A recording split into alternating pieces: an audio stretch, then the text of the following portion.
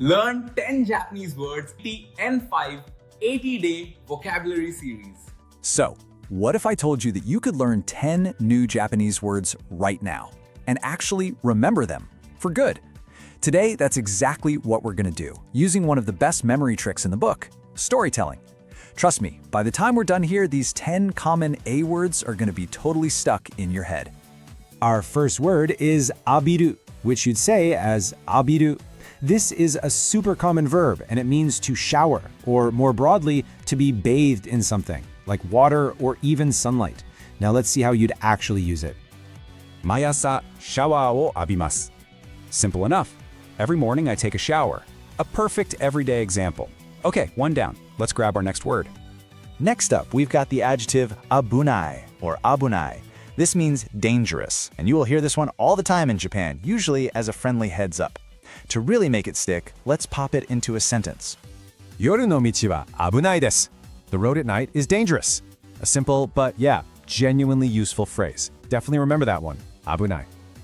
Oh, this is a great one because it really shows you the nuance in Japanese. So we've got two ways to say over there. First, you have achi, achi. That's your casual, everyday version you'd use pointing something out to a friend.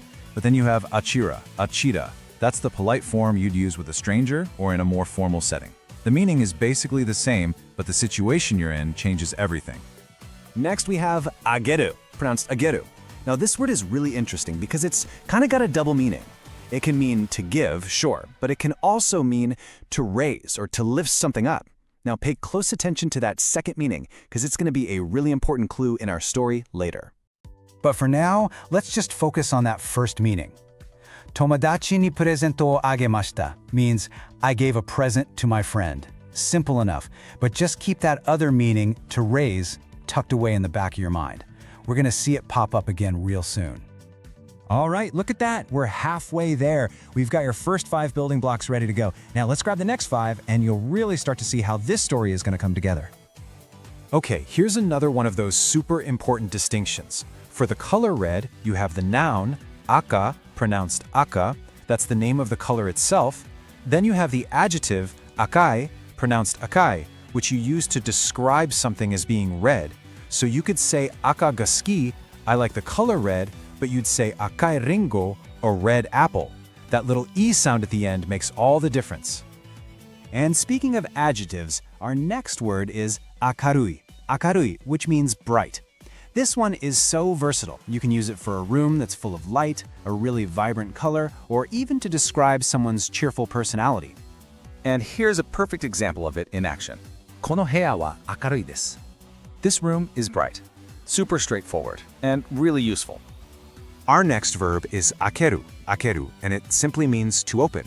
You're going to use this for pretty much everything. Opening doors, windows, presents, you name it. For example, here's a polite way to ask for some fresh air. 窓を開けてください. Please open the window. Yep, akeru is one of those fundamental verbs you'll be using constantly. And our final building block for today is aki, pronounced aki. It's the noun for the season of autumn or fall. Just a simple, beautiful word to round out our list of 10. Okay, there we have it. All 10 of our words are on the table, from showering with abiru all the way to the season of aki. Now for the fun part, the magic. Let's see how they all snap together into one easy-to-remember story. Here we go. Just picture this, okay? It's a bright, akarui, autumn, aki, morning. The air is nice and crisp. After taking a shower, abiru, I decide I want to let that fresh air in, so I opened akeru, the window. And just like that, boom, 4 of our words are locked into the very first scene. You see how creating that mental image helps? So, the story keeps going. My plan for the day is to meet up with a friend. I promised I'd meet them at that park over there, asako, right? I'm using the polite form here. But the path to get to the park is a little bit dangerous, abunai, so I'm walking carefully. And now we've woven in 6 of our words. So as I get closer, I can see them. My friend is wearing a red akai shirt, and they spot me and call out, "Over here," or "achi," using the casual form, just like a friend would. And as they call out, they're raising ageru, their hand, to make sure I see them. Aha, there's that second meaning of ageru.